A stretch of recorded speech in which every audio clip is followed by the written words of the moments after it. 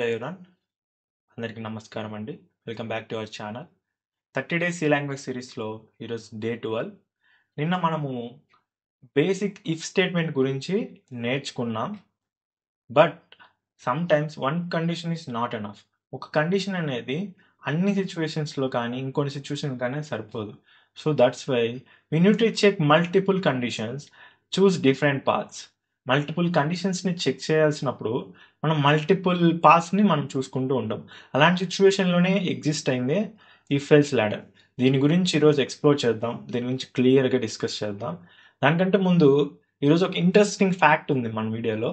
ఆ ఫ్యాక్ట్ ఏంటంటే ఏ programming language అనేది 10 డేస్లో క్రియేట్ చేశారు. బట్ అది క్రియేట్ చేసిన 10 డేస్ అయినా కానీ ఇంటర్నెట్ మొత్తం షేక్ అయిపోయింది. అండ్ ఆల్సో ఎవ్రీ వెబ్సైట్ వచ్చేసరికి ఆ యొక్క లాంగ్వేజ్నే యూస్ చేస్తారు మోస్ట్ ఆఫ్ దిస్. ఒకవేళ మీకు తెలిస్తే కామెంట్ చేయండి. ఒకవేళ తెలిసినా కానీ అది కరెక్ట్ కాల్ చెక్ చేయడం కోసం లాస్ట్ వరకు చెక్ చేయండి. ఓకే, ఇంకా లేట్ చేయకుండా స్టార్ట్ చేద్దాం. మన day 12 if else ladder in C language. First part వచ్చేసరికి what is if else. If else అంటే ఏం లేదండి. మీరు ఒకవేళ నేను ఇఫ్ స్టేట్మెంట్ గురించి చూడకపోతే ఆ వీడియో చూడండి, నేను డిస్క్రిప్షన్లో ఇస్తాను. ఇఫ్ అంటే నేను చెప్పా కదా, ఇఫ్ కోడ్ ఎగ్జిక్యూట్ అవుతుంది వెన్ ఇఫ్ కండిషన్ అనేది ట్రూ అయినప్పుడు. మీకు కండిషన్స్ రాయడం రాకపోతే నేను ఆపరేటర్స్ గురించి క్లియర్గా 3 వీడియోస్ చేశాను. అవి చూస్తే మీకు కండిషన్స్ ఎలా రాయాలో మీకు తెలుస్తుంది. ఓకేనా, అవి చూడండి.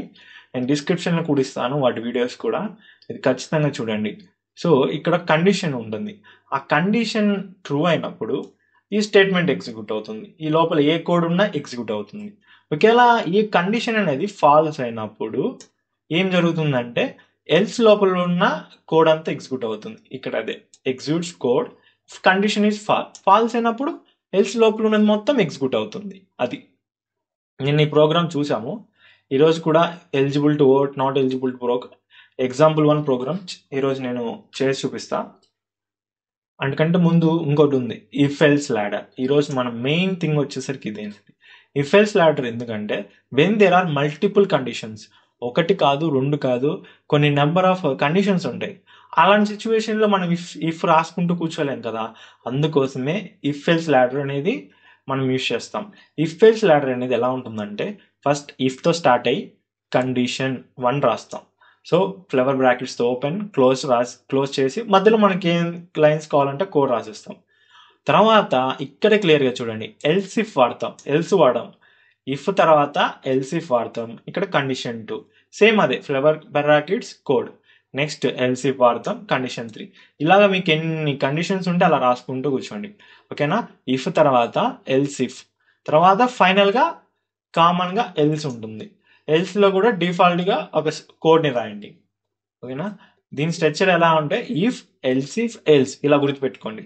ఇఫ్ ఎల్స్ ఇఫ్ ఎల్స్ ఇలా గుర్తున్నప్పుడు మీరు ఇఫ్ దగ్గర ఒక కండిషన్, ఎల్స్ ఇఫ్ దగ్గర నెంబర్ ఆఫ్ కండిషన్స్ రాసుకోండి. ఆ తర్వాత ఫైనల్గా ఎల్స్ రాసిస్తే మనకు ఎల్స్ ఇఫ్ లాడర్ వచ్చేసినట్టు. ఇంతే simple. If else if else ఈ యొక్క 3 వర్డ్స్ మీరు గుర్తుపెట్టుకుంటే మీరు ఇంకా ఈ ప్రోగ్రామ్ మొత్తం చేసేస్తారు. ఇక్కడ ఏం జరుగుతుందంటే conditions are checked top to bottom. Top నుంచి ఇది ట్రూ అయితే ఇది ఎగ్జిక్యూట్ అయిపోతుంది, ఇంక ఇదంతా స్కిప్ అయిపోతుంది. ఒకవేళ ఇది కానీ ఫాల్స్ అయితే నెక్స్ట్ స్టేట్మెంట్స్కి వస్తుంది. ఆ నెక్స్ట్ కండిషన్స్ అన్ని చెక్ చేసుకుంటూ వస్తుంది. ఒకవేళ ఇది ట్రూ అయితే ఇక్కడ ఆగిపోతుంది. ఒకవేళ ఇది ఫాల్స్ అయితే నెక్స్ట్, ఇది ఫాల్స్ అయితే ఎల్స్కి వచ్చేస్తుంది. ఓకేనా, ఇది the first true condition execute అయితే నెక్స్ట్ రెస్ట్ ఆర్ స్కిప్డ్ అయిపోతుంది. ఓకేనా, ఇది ఇఫ్ ఎల్స్ అనేది ఇంతే. ఇఫ్ ఎల్స్ లాడర్ చాలా చాలా ఇంపార్టెంట్, చాలా సింపుల్గా ఉంటుంది. దీని మీద కోడ్ కూడా నేను ఎక్స్ప్లెయిన్ చేస్తాను. గ్రేడింగ్ సిస్టమ్ అండి.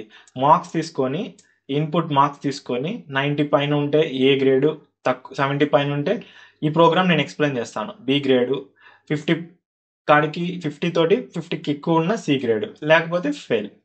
అది నెక్స్ట్ వచ్చేసరికి మనకు నెస్టెడ్ ఇఫ్ అంటే ఏం లేదండి. ఇఫ్ లోపల ఇఫ్.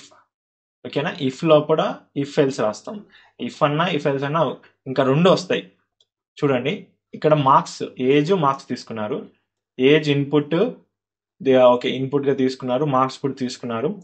మార్క్స్ 18 కాడికి ఎక్కువ అంటే ఏజ్ అనేది 18 కాడికి ఎక్కువ ఉండి మళ్ళీ లోపల ఇఫ్ ఎల్స్ రాస్తున్నారు. చూడండి ఇదే ఇంకా ఇఫ్ లోపల అంటే దీని ఇఫ్ లోపల ఇంకొక ఇఫ్ స్టేట్మెంట్ అంటే ఇఫ్ రాస్తే దాన్నే నెస్టెడ్ ఇఫ్ అంటాం. ఇన్సైడ్ రాస్తే దాన్ని నెస్టెడ్ అంటాం మనం. You can put if inside another if, that is called nested if. Okay, సింపుల్గా అదే. ఇంకా సో ఏజ్ చెక్ చేసిన తర్వాత మార్క్స్ చెక్ చేస్తున్నారు ఒక స్టూడెంట్కి. ఆ మార్క్స్ 50 కాడ ఎక్కువ ఉంటే తనకి అడ్మిషన్స్ ఇస్తాము, లేదంటే అడ్మిషన్స్ ఇవ్వం. ఒకవేళ ఏజ్ అనేది 18 కాడికి తక్కువ ఉంటే అసలు అడ్మిషన్సే లేదు. సో ఇది ఎగ్జిక్యూట్ అవుతుంది ఎల్స్. సింపుల్. ఈ ప్రోగ్రామ్ చాలా అద్భుతంగా ఉంటుంది, చాలా నీట్గా ఉంటుంది. మీరు వినండి, నేను దీన్ని ఎగ్జిక్యూట్ చేసి కూడా చూపిస్తా. ఓకేనా? మనము decision making statement program using C language. Okay, if else if ladder, next nested if, ఈ 3 యూజ్ చేసి మనం ఈరోజు ప్రోగ్రామ్ రాస్తుందండి. ఇక్కడ చూసినట్లయితే నిన్న మీకు ఈ ప్రోగ్రామ్ చూపించాను చూడండి, 2 ఇఫ్ స్టేట్మెంట్స్ యూజ్ చేసి మనం చేసాం. కానీ ఈరోజు అలా చేయం, ఇఫ్ ఎల్స్ వాడతాం. ఫస్ట్ ఏంటి యూజ్ చేద్దామంటే if else. So if else కదా, ఓ కండిషన్ని మనకి ఇంక అవసరం లేదు. ఇప్పుడు ఇఫ్ ఎల్స్ లాడర్లోకి వచ్చేసాం కాబట్టి ఇక్కడ ఎల్స్ వాడేద్దాం. ఇఫ్ ఎల్స్ ఫస్ట్ మనం ఇఫ్ ఎల్స్ ట్రై చేద్దాం. సో ఇక్కడ నేను ఇన్పుట్గా ఏజ్ తీసుకుంటున్నాను, ఏజ్కి వచ్చేసరికి ఇంట్ తీసుకున్నాను. సో ఇన్పుట్ తీసుకున్నాను, కండిషన్ రాశాను. ఈ కండిషన్ ట్రూ అయితే ఇది ఎగ్జిక్యూట్ అవ్వాలా, 18 కాడికి ఎక్కువ ఉంటే ఇది ఎగ్జిక్యూట్ అవ్వాలా, ఒకవేళ ఫాల్స్ అయితే నాట్ ఎలిజిబుల్ టు ఓట్. ఇది సేవ్ చేసి F9 బటన్ని క్లిక్ చేయండి. సో మనం ఇప్పుడు ఇన్పుట్ ఇద్దాం. ఐ విల్ గివ్ 12 అంటే చూద్దాం, నాట్ ఎలిజిబుల్, అంతే కదా. 18 కాడికి ఎక్కువ ఉంటేనే మనం ఎలిజిబుల్ టు ఓట్ మన కోడ్, మన ప్రోగ్రామ్ వచ్చేసరికి. నేను ఇంకోటి చూస్తున్నాను. So I will give 25 eligible to vote. So ఓకేనా, ఈ ఫస్ట్ ఎగ్జాంపుల్ ప్రోగ్రామ్ అనేది మనకు వచ్చేసింది. ఇంతే, నేనేం మార్చాను, ఇలా మల్టిపుల్ ఇఫ్ ఉన్న దానికాడ ఎల్స్ వాడేసాను అంతే. ఇది ఎగ్జాంపుల్ 1 ప్రోగ్రామ్. నెక్స్ట్ వచ్చేసరికి సింపుల్ ఏజ్ ప్రోగ్రామ్ కదా, అదే చేసేసి అయిపోయింది. Next grading system by marks use చేసి గ్రేడింగ్ సిస్టమ్ చూసాం కదా, A grade, B grade, C grade, if else if వాడి. సో నేనేం చేస్తున్నా అంటే ఫస్ట్ ఏజ్ మార్క్స్ చేస్తా, నెస్టెడ్ ఇఫ్ చేస్తా. నెస్టెడ్ ఇఫ్ చేసి దీని గురించి ఎక్స్ప్లెయిన్ చేస్తా. సో నెస్టెడ్ ఇఫ్ దానికి ఏమేం కావాలి మనకు, ఏజ్ ఆల్రెడీ ఉంది, మార్క్స్ తీసుకుంటే సరిపోతుంది. అందుకని నేను ఇది చేస్తాను ఫస్ట్ మార్క్స్. ఓకేనా, మార్క్స్ కూడా ఇన్పుట్ తీసుకుందాం. మార్క్స్ కూడా ఇన్పుట్ తీసుకుంటే మనకు మార్క్స్ ఇక్కడ కూడా చేంజ్ చేద్దాం. ఇక్కడ వరకు ఇన్పుట్ అవుట్పుట్ తీసాం. మనం ఇప్పుడు ఏం చేస్తున్నాం, నెస్టెడ్ ఇఫ్ అంటే ఇఫ్ లోపల ఇంకొక ఇఫ్.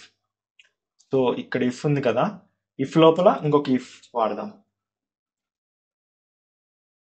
ఇఫ్ కండిషన్ ఏంటిది, మార్క్స్ అనేది గ్రేటర్ దెన్ 50 లేదా ఈక్వల్స్ టు 50 అయితే, ఫ్లవర్ బ్రాకెట్స్ ఇంపార్టెంట్ అండి, అది ఓపెన్ చేయాలా.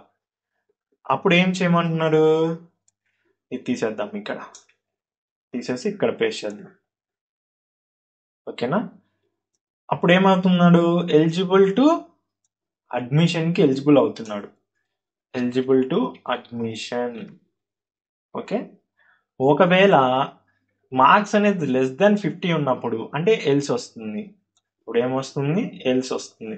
నేను చూడండి ఇక్కడ ఎల్స్ ఇఫ్ లాడర్ రాయట్లేదు, నెస్టెడ్ ఇఫ్ రాస్తున్నాను. ఇఫ్ లోపల ఇఫ్ ఎల్స్ రాస్తున్నాను. So that is nothing but if రాస్తున్నాను. దిస్ ఈజ్ నెస్టెడ్ ఇఫ్ అంటారు. పెట్టుకుని నేను ఏం రాస్తున్నాను కూడా చూడండి, దీని లోపలనే ఎల్స్ వాడుతున్నాను. ఓకేనా, ఎల్స్ ఇవి ఇగుతలకి రాకూడదు. ఓకేనా,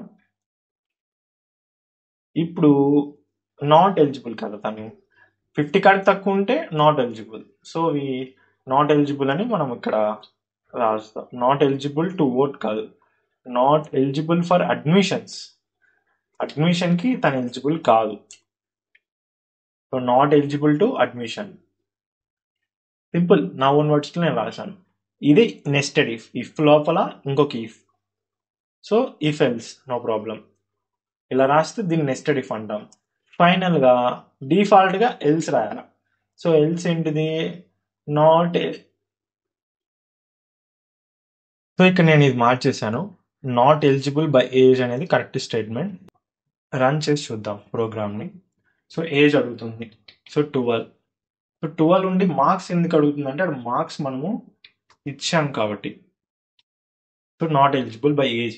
ఏజ్ మార్క్స్ తక్కువ ఉన్నాయి, ఏజ్ కూడా 18 కంటే తక్కువ ఉంది కూడా not eligible by age. Marks ఉంటే సరిపోదు, ఏజ్ కూడా ఉండాలి.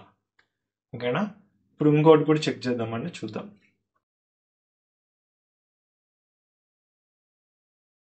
ఏజ్ అనేది 22 ఇస్తున్నాను, మార్క్స్ 16 ఇస్తున్నాను. మనకేంటిది ఎలిజిబుల్ కదా, వస్తుందో లేదో చూద్దాం.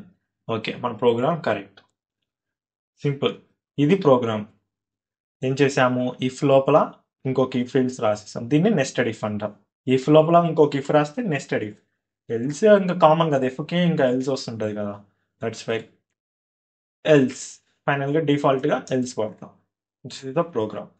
నెక్స్ట్ ఏంటిది, మార్క్స్ సంబంధించింది మాత్రమే కదా, అదే grading system by using marks use చేసి మనం ఇప్పుడు ప్రోగ్రామ్ రాద్దాం. సో ఇది తీసేద్దాం, మనకి ఏజ్ అవసరం లేదు, ఓన్లీ మార్క్స్ ఉంటే చాలు.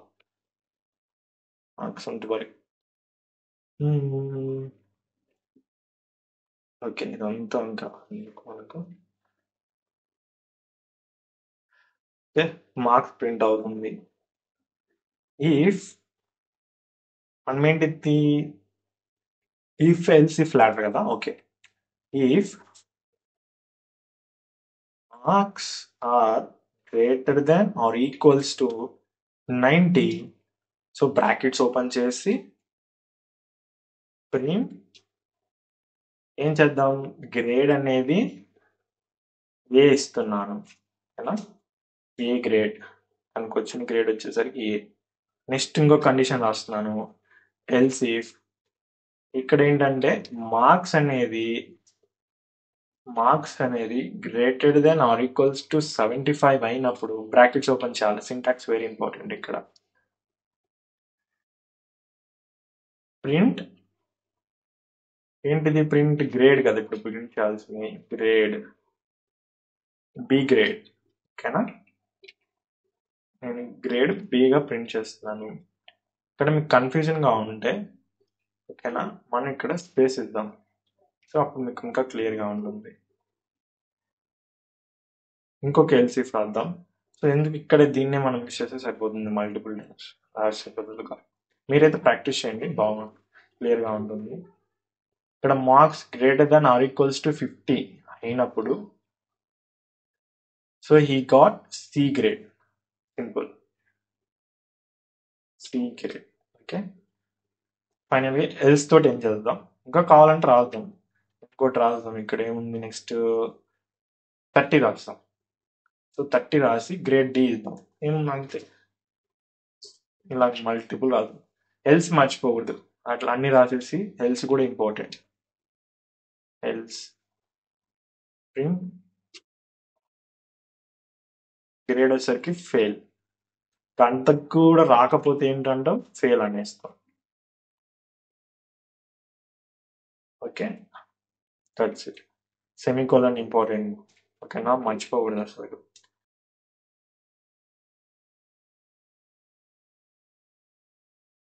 సో మార్క్స్ వచ్చేసరికి నేను 52 ఇస్తున్నాను, అంటే 50కి ప్లస్ సి గ్రేడ్ రావాలా, గ్రేడ్ సి, సూపర్. మన ప్రోగ్రామ్ కూడా ఎగ్జిక్యూట్ అయింది. ఇంకోటి చెక్ చేద్దాం. నేను వచ్చేసరికి 20 ఇస్తా, ఫెయిల్, సూపర్. కోడ్ అంతా ఎగ్జిక్యూట్ ప్రాపర్గానే అవుతుంది. ఇంకోటి కూడా చెక్ చేద్దాం, 90 ఇద్దాం ఒకసారి, 98 ఇస్తా, గ్రేడ్ 8, రైట్. నాకు కోడ్ కూడా బాగా సూపర్ ఎగ్జిక్యూట్ అయింది, కోడ్ కూడా ఎఫిషియెంట్గా రన్ చేశా. 3 ప్రోగ్రామ్స్ నేను క్లియర్గా ఎక్స్ప్లెయిన్ చేశాను. ఇఫ్ ఎల్స్ గురించి, ఏజ్ గురించి చెప్పాను, గ్రేడింగ్ సిస్టమ్, ఇదే గ్రేడింగ్ సిస్టమ్, ఏజ్ మార్క్స్ గురించి కూడా చెప్పాను క్లియర్గా. So this is the program. Next ఫైనల్గా వచ్చేసరికి కామన్ మిస్టేక్స్ ఏం చేస్తారంటే మీరు, కామన్ మిస్టేక్స్ ఏంటంటే ఇఫ్ని మనము ఇఫ్ ఎల్స్ లాడర్ బదులు ఎక్కువ ఇఫ్ని యూజ్ చేసామంటే వేస్ట్ ఎగ్జిక్యూషన్ జరుగుతుంది, అర్థమవుతుందా. ఆ కోడ్ కూడా అంత క్లియర్గా ఎఫిషియెంట్గా ఉండదు. Use ladder for clean and efficient code. ఓకేనా, లాడర్ యూజ్ చేయడం వల్ల క్లీన్గా ఉంటుంది, ఎఫిషియెంట్గా ఉంటుంది, అండ్ ఆల్సో కోడ్ అనేది కూడా మనకు చాలా నీట్గా ఉంటుంది, ఎర్రర్స్ కూడా మనం రెక్టిఫై చేయడానికి ఈజీగా ఉంటుంది. ఫైనల్గా వచ్చేసరికి మీకు ఛాలెంజ్, ప్రాక్టీస్ టాస్క్ లాంటిది, ఒక ప్రోగ్రామ్ రాయండి. ఆ ప్రోగ్రాంలో మీరు యూజ్ చేయాల్సిన కండిషన్స్ ఇవి. Number greater than 0, less than 0, greater number equals to 0 ఇవి ప్రింట్ చేయండి. ఓకేనా? ఏది యూస్ చేసి? ఇఫ్ ఎల్స్ అయినా యూస్ చేయండి. ఓకేనా? ఇఫ్ ఎల్స్ యూస్ చేయండి, ఇఫ్ ఎల్స్ లాడర్ యూస్ చేయండి. ఫైనల్గా మీకు చెప్పాను కదా, ఒక ఇంట్రెస్టింగ్ ఫ్యాక్ట్ చెప్తానండి. ఇమాజిన్ బిల్డింగ్ సంథింగ్, ఒకటి ఏదైనా కానీ 10 రోజులు బిల్డ్ చేసి తర్వాత ఇంటర్నెట్ మొత్తం షేక్ చేస్తే, జస్ట్ 10 డేస్లోనే బిల్డ్ చేసింది ఇంటర్నెట్ మొత్తాన్ని షేక్ చేసిందంటే అది ఎలా ఉంటుందో థింక్ చేయండి. నేను చెప్పాను కదా స్టార్టింగ్లో, ఒక ప్రోగ్రామింగ్ లాంగ్వేజ్ 10 డేస్లోనే బిల్డ్ చేశారని. That is Java script. Super కదా? జావా స్క్రిప్ట్ అనేది 10 డేస్లోనే బిల్డ్ చేశారంట. బ్రెండన్ ఈచ్ అనేది ఆ వ్యక్తి దీన్ని 10 డేస్లోనే బిల్డ్ చేశారంట 1995లో. ఇప్పుడు చూసినట్లయితే 98% ఆఫ్ వెబ్సైట్స్ వచ్చేసరికి దాని మీదనే డిపెండ్ అయి ఉన్నాయి. చూశారు కదా? 10 డేస్లో ఒక సింపుల్ లాంగ్వేజ్ అది అంతగా యూజ్ చేస్తున్నాం అంటే ఇంకా చూడండి దానికి అంత వాల్యూ ఉందో. అది కేవలం 10 డేస్లోనే అంట. So it's so good to know about these things. So sometimes a small idea can change the whole digital world. Yes true. ఒక చిన్న ఐడియా చాలు డిజిటల్ వరల్డ్ని చేంజ్ చేయడానికి. సో మీ కాడ కూడా ఐడియాస్ ఉంటే ఇంప్లిమెంట్ చేయండి. So thank you.